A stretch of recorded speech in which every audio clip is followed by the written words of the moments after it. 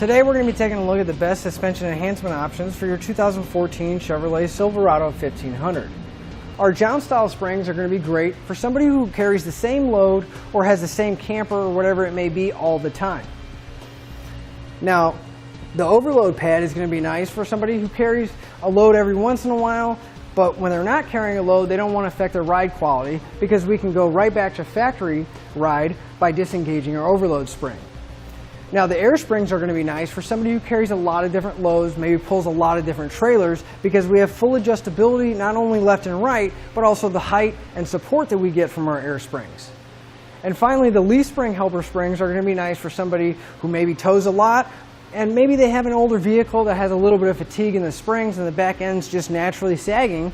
Well, these will lift them up and also give you the support as you need. Each one of our suspension upgrades is going to essentially do the same thing. It's just a matter of how they do it. They're each going to help support the weight of a heavy load from a trailer, or if your truck bed is full of weight. But I do want to mention none of them are going to increase the payload of your truck, and you always want to go off the owner's manual and never exceed dead towing capacity. So now let's take a closer look at our most popular option. Here we have the Jounce-Style springs. Now these are going to replace your factory bump stops and give you an additional support when you have a heavy load in the back of your truck or when you're towing a heavy trailer.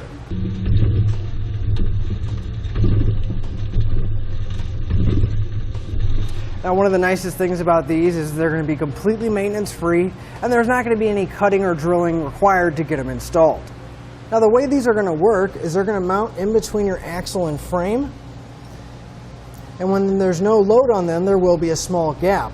But as soon as we put a load on, it's going to create the support we need, and the more weight, the more rigid our springs are going to become. What that's going to do is that's going to take the strain off the rear suspension and take the sag out from having that heavy load in the back. Now, they're also going to help, since they work independently from each other from side to side, it's going to help with off-center loads that may be shifting and also reduce the body roll whenever going in and out of a turn or any kind of evasive maneuvers. Now, these are also going to act as a shock absorber, taking most of the brunt force from going over some potholes or any speed bumps like that, and they are going to help prolong the life of your factory suspension. Now, these don't have any kind of adjustments, but when our vehicle is not loaded, it should be OEM ride quality because these aren't going to engage until we have that extra weight pushing down on them. Now, our next style is going to be the overload pad style, and what these are going to do is that these are going to engage our factory lower overload springs before our leaf springs start to bend. So now there's going to be a natural gap between your leaf springs and the lower overload spring that sits underneath them. Now, normally what that does is when we add a heavy load, our leaf springs make contact with that overload spring underneath.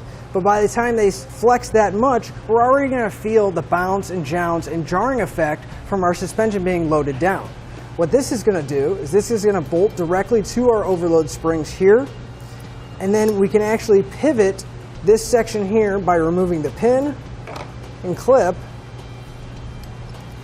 and then we can pivot it to engage our overload springs prior to our leaf springs making contact with them. Just to give you an idea of how it works, I'll give you a little quick mock-up. The center hole here on the lower bracket is going to mount directly to our overload spring, which we should have a pad with a plastic clip going through it, so we don't have to do any drilling.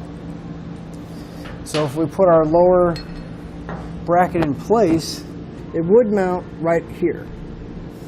And then once we have the rest of it in place, it would sandwich and use the shims in order to get the right height, and then we could engage our overload spring by turning this using a 3/8 ratchet or extension right here. Now, our overload pads are designed to work with airbags as well, and what they're going to do is they're going to take the need for putting so much air in your airbags out of the equation. Since you're going to get some support from the overload pads themselves, you won't need to put in so much air in your airbags, because sometimes when you have too much air in your airbags, it causes too much stress to be taken off your suspension, and then it doesn't work the way it was designed. Now, our overload pads are adjustable, and what I mean by that is we're going to have several different spacer washers or shims that we're going to need to find out how much we need in our application, because each spring may be a little bit different. So we can adjust how much space there is and to take some of the tension off to engage and disengage our overload pads. The next style we have is our air helper springs, and those are going to use air to help level out our truck and take some of the strain off when we're towing a heavy load.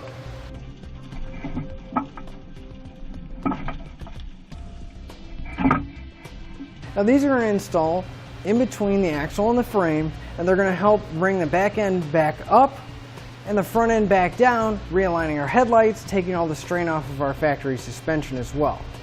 The installation of our air helper springs is going to be more in depth than the Jounce-Style springs or the overload pads, but we're going to have a lot more adjustability.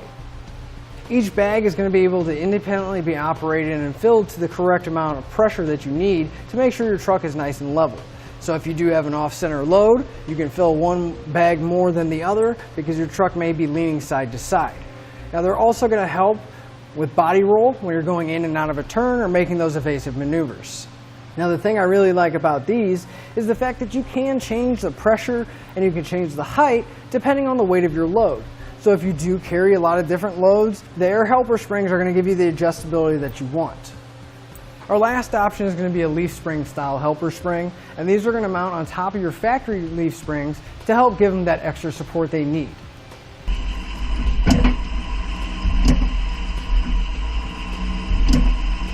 Not only are these going to give us that extra support, but they're also going to help keep our factory leaf springs from twisting and causing any damage and strain on those. At the end of the shackles here, we're going to have several different holes because it's going to have adjustments to where we can customize our settings. So if we want more support and more height added, or if we just need a little bit of support and we don't want that much height added. Now the nice thing is that you can use them in conjunction with your factory springs that may be a little fatigued just to get you back to where your truck used to be. Now the rollers here are going to automatically activate our leaf springs.